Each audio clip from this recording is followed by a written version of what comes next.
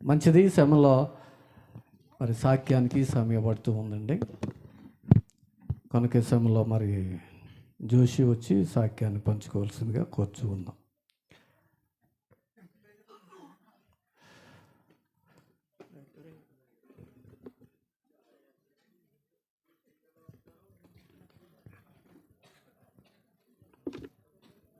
హల్లెలూయా, హల్లెలూయా. ఇప్పుడు వచ్చిన మీ అందరూ కూడా ప్రత్యేకమైన వందనాలు తెలియజేస్తున్నాను. తాతయ్య గారికి, అలాగే దైవజనులందరికీ, అలాగే ఈ యొక్క కొడుకు ప్రసంగానికి వచ్చిన దాసుబాబు గారికి నా ప్రత్యేకమైన వందనాలు తెలియజేస్తున్నాను.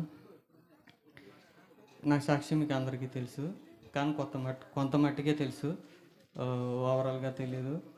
కాబట్టి దేవుడు నన్ను ఎలా బతికించాడు అన్నది ఒక క్లుప్తంగా మీకు తెలిసినవి చెప్పుకోకుండా తెలియలేనివి చెప్పి నేను నా యొక్క సాక్ష్యాన్ని ముగించాను. నా సాక్ష్యం మా ఇంట్లో కూడా తెలీదు. మా అమ్మ నన్ను అడిగింది అసలు ఏం జరిగిందని. నిన్న మా అమ్మకి చెప్పాను నేను. అంటే ఓవరాల్గా జరిగింది పైపైన తెలుసు, కానీ నేను ఎంత బాధపడ్డాను, ఏ సిచ్యువేషన్లో ఉన్నానో అది అన్నది మా ఇంట్లో వాళ్ళు అడగలేదు. మా అమ్మ నన్ను అడిగింది, తెలుసుకుంది. ఆ సిచ్యువేషను నేను దేవుడు ఆ సిచ్యువేషన్లో నుంచి నన్ను ఎలా కాపాడాడు అన్నది క్లుప్తంగా చెప్తాను. గడిచిన సంవత్సరం 2024 1వ నెల 4వ తారీఖు తెల్లవారుజామున 3-4 అయ్యాన మేము బయలుదేరి హైవేలో వెళ్తుండగా, పాలకొల్లు హైవేలో వెళ్తుండగా కొనిపాటు వచ్చి మ్యాజిక్ ఏమైందంటే వెళ్ళి టాటాను గుద్దేసింది. మీకు అందరికీ తెలుసు. నేను పడుకుని ఉన్నాను, కాళ్ళు ముంచి పెట్టుకుని. అది అలా వెళ్ళి టాటాను గుద్దేయడంతో ఆ యొక్క క్యాబిన్ ఏదైతే ఉందో అది నా మీద దాకా వచ్చేసింది. నాకు యాక్సిడెంట్ అయిందని కూడా తెలీదు. యాక్సిడెంట్ అయిన తర్వాత నా యొక్క ఈ కుడి చెంప ఏదైతే ఉందో అది అద్దంలోకి అలా వెళ్ళిపోయింది, తలకి అద్దంలో నుంచి బయటకు వెళ్ళిపోయింది. ఈ సైడ్ అంతా డ్యామేజ్ అయిపోయింది. అప్పుడు నాకేంటంటే యాక్సిడెంట్ అయిన తర్వాత వెంటనే ఇప్పుడు మనకి మేలుకొని ఉంటే ఏదన్నా గుచ్చుకుంటే అమాంతంగా తెలుస్తుంది. నైట్ మనం పడుకున్నప్పుడు నాకు అమాంతంగా తెలియదు. దాని తర్వాత అర్థమైంది, ఊపిరి పీల్చుకోవటలేదు, డొక్క కొట్టేసుకుంటున్నాను. తీద్దామని బయటికి లాగుతున్నారు కానీ వచ్చే పొజిషన్ కాదు, ఇరుక్కుపోయాము. అప్పుడు రంజిత్ వచ్చి డొక్క కొట్టుకుంటుంటే ఏం కదరా చూసి ఏం కదరా అంటున్నాడు. కానీ ఎటు చెప్పుకోలేని ఆ పరిస్థితి. ప్రాణాలతో కొట్టుకుంటూ, అంటే డొక్క కొట్టుకుంటున్నారంటే ఇంకా చనిపోతారని అర్థం. కానీ మమ్మల్ని అందరూ నుంచి తీస్తాకే దగ్గరగా 3-4 గంటలు పడ్డది. అయినా సరే అప్పుడు చాలాసార్లు డొక్క కొట్టుకున్న తర్వాత మళ్ళీ స్పృహలోకి లేను. దాని తర్వాత మమ్మల్ని ఏదో వ్యాన్తో లాగి ఎదర అద్దం నుంచో డోర్ నుంచో లాగారు. అంటే డోర్లు కూడా తప్పళ్ళు అయిపోయినాయి అన్నమాట, మీదకి వచ్చేసినాయి బాగానే. క్యాబిన్ అసలు ఏమీ లేదు. ఇప్పుడు బయటికి తీసుకొచ్చిన తర్వాత మమ్మల్ని ఈడ్చుకుంటూ వచ్చారనమాట రోడ్డు మీద. అలా ఈడ్చుకుంటూ ఇసుకలో నుంచి ఈడ్చుకుంటూ రోడ్డు మీదకి తెచ్చిన తర్వాత అప్పుడు చూసి అని దవడ మీద కొట్టేస్తున్నారు. ఓకే అని అప్పుడు నేను ఇలా తిరిగాను. ఇవన్నీ కూడా నాకు అస్సలు గుర్తులేదు. నాకు ఒక 3 నెలలు అయిన తర్వాత మన లెంట డేస్ జరిగితే కదా, అప్పుడు భార్గవని పిలిచి అసలు ఏమైంది చెప్పరా అంటే అప్పుడు మొత్తం చెప్పాడు. అవన్నీ మైండ్లో పెట్టుకుని ఒకసారి ఆలోచించగా అన్నీ ఒక్కొక్కటి గుర్తొచ్చినాయి. అయ్యన్నమాట ఇవి. అప్పుడు నేను ఒకసారి కదిలానని చెప్పాడు, అది నాకు గుర్తుంది. దాని తర్వాత అక్కడి నుంచి ఫోన్లు చేశారు. అంటే మాతో పాటు వచ్చి డెకరేషన్ వాళ్ళు అంబులెన్స్కి ఫోన్ చేశారు. దాని తర్వాత ఇక్కడ అబ్బాస్ అన్న వ్యక్తికి కూడా ఫోన్ చేసిగా అతను కార్ వేసుకుని వచ్చాడు. నా పరిస్థితిని చూసి కార్లోకి ఎక్కించేసాడు. వెంటనే నన్ను తీసుకెళ్ళిపోదామని. కార్ అంతా కూడా ఏమైందంటే రక్తం అయిపోయింది అనమాట. అప్పుడు తీసుకెళ్ళిపోదామంటే ఈలోగా అంబులెన్స్లు వచ్చినాయి. మళ్ళీ అందులో నుంచి తీసి అంబులెన్స్లో వేశారు. దాని తర్వాత మళ్ళీ నేను స్పృహ కోల్పోయాను. స్పృహ కోల్పోయిన తర్వాత మళ్ళీ దవడ మీద కొడుతూ సిలైన్ ఎట్టేస్తూ వేసేసారు. నాకు అస్సలు ఏమీ తెలియదు. మళ్ళీ ఎంత అంటే భార్గవ్ ఆర్మలెస్లో ఉన్నాడు అనమాట. ఆ బిడ్డ సొక్క అంతా రక్తం అయిపోయింది అనమాట. నన్ను పట్టుకుని ఆ అబ్బాయి కూడా గట్టిగా కొట్టేస్తున్నాడు. ఓకే అని భార్గవ్ ఓకే చూసి లేగరా అని కొట్టేస్తున్నాడు. కానీ నాకు ఎక్కడో చిన్నగా వినిపిస్తుంది, కానీ నేను మాట్లాడదామంటే నా వల్ల అవ్వట్లేదు. మొత్తం నీరసం అయిపోయి ఇంకా మొత్తం కోల్పోయినట్టు అయిపోయింది. అది ఆ సన్నివేశం తెలుసు. మళ్ళీ దాని తర్వాత మళ్ళీ నాకు ఏమైంది తెలియదు. అక్కడి నుంచి హాస్పిటల్ షిఫ్ట్ చేశారు. అక్కడ అయిన తర్వాత అక్కడ నాతో పాటు ఉన్న వ్యక్తి ఇంకొక అతను అలాగే రంజిత్ వీళ్ళందరూ కూడా కేకలేసి ఏడుతున్నారు. నాకు వినిపిస్తున్నాయి, లైట్గా వినిపిస్తున్నాయి. కానీ నేను మాట్లాడుకుందాం అనుకుంటున్నాను కానీ అసలు మాట్లాడలేకపోతున్నాను. ఏం చేద్దామన్నా అస్సలు నా వల్ల ఇది కాదు. చేతులు లాగేస్తున్నాయి, కాళ్ళు. నేను ఇంకా అంటే ఎక్కడో వినిపిస్తున్నాయి కానీ నేను ఏం చేద్దామన్నా నా వల్ల అవ్వట్లేదు. ఏం మాట్లాడదామన్నా ఏం అవ్వలేదు. దాని తర్వాత నా పరిస్థితిని చూసి అక్కడి నుంచి వెంటనే ఆమ్, నేను నాకు ట్రీట్మెంట్ జరిగిన తర్వాత నేను స్పృహలోకి వచ్చాను. వచ్చిన తర్వాత అక్కడి నుంచి నన్ను అంబులెన్స్లో తీసుకుని మళ్ళీ ఎక్స్రే తీసుకెళ్తా కానీ వెళ్తున్నప్పుడు ఇదంతా సన్నివేశం మా అమ్మకి తెలియదు అసలు. మా డాడీకి తెలుసు కానీ మా అమ్మకి తెలీదు. మా అమ్మకి తెలిసింది ఏంటంటే రంజిత్కి యాక్సిడెంట్ అయిందని తెలుసు అంతే. దేవ సత్యనారాయణ గారిని తీసుకుని మా అమ్మ వచ్చింది. వచ్చినప్పుడు నేను అంబులెన్స్లో పడుకున్నాను.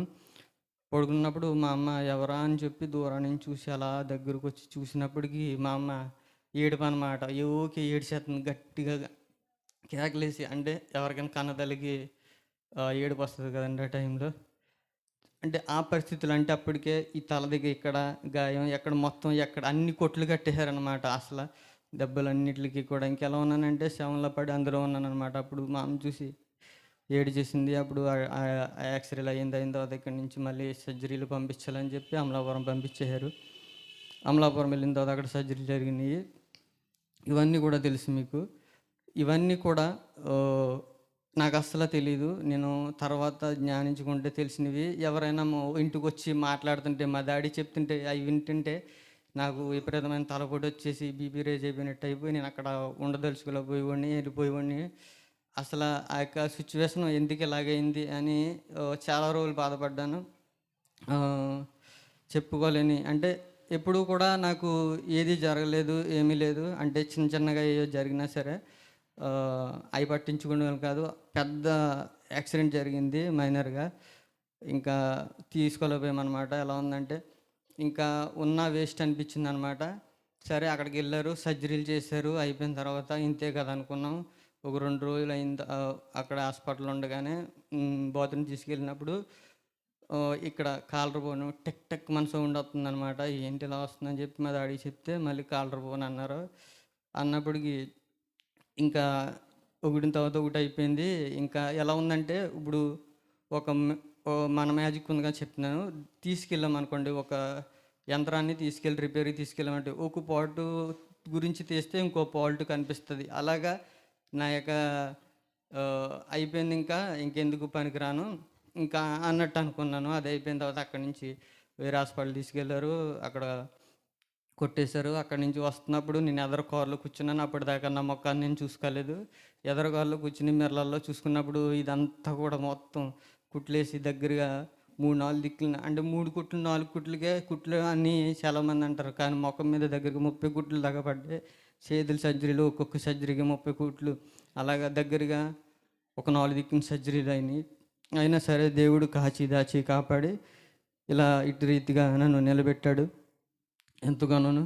ఇంకా నాతో పాటు ఆ రోజు నా యాక్సిడెంట్ అయినప్పుడు భార్గవ్ కానీ, అలాగే డెకరేషన్ బెడ్లు కానీ, ఇక్కడ ఉన్న రమేష్ గారు కానీ, బాబీ కానీ వీళ్ళందరూ కూడా మా కోసం ఎంతగానో కష్టపడి వాళ్ళు శ్రమించి మా యొక్క ప్రాణాల గురించి వారు ఎంతగానో త్యాగం చేశారు. వారికి ఏమి ఇచ్చిన రుణం తీర్చుకోలేను.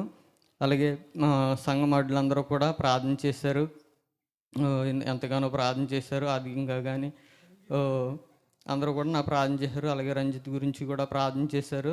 ఎంతగానో దేవుడు మమ్మల్ని నిలబెట్టి ఒక సంవత్సరంలోనే కూలికోటకి దేవుడు మంచి ఆరోగ్యం ఇచ్చాడు. మేము అక్కడ పాట పాడారు కదా మా మాయ గారు ఏమంటారంటే, నేను కాకినాడ వెళ్ళి యాక్సిడెంట్ అయిన తర్వాత 3 నెలలు ఉన్నాను. అప్పటికే కొంచెం ఇంకా తగ్గలేదన్నమాట. అంటే వారు చూసేవారు నాకే అంటే ఇవన్నీ చూసి కొంచెం ఇబ్బందిగా ఉండేది. చూసి వాళ్ళకి ఎలా ఉంటుందా అనిపించేది. ఇప్పుడు అందరూ కూడా ముఖాన్ని కదండి ప్రేమిస్తారు. ఆ ముఖమే ఇలాగైపోతే ఎవరికైనా బాధ అనేది ఉంటుంది. ఇంకా డిప్రెషన్లోకి వెళ్ళిపోయి దగ్గరగా 3-4 నెలల దాకా నేను అదే ఆలోచన.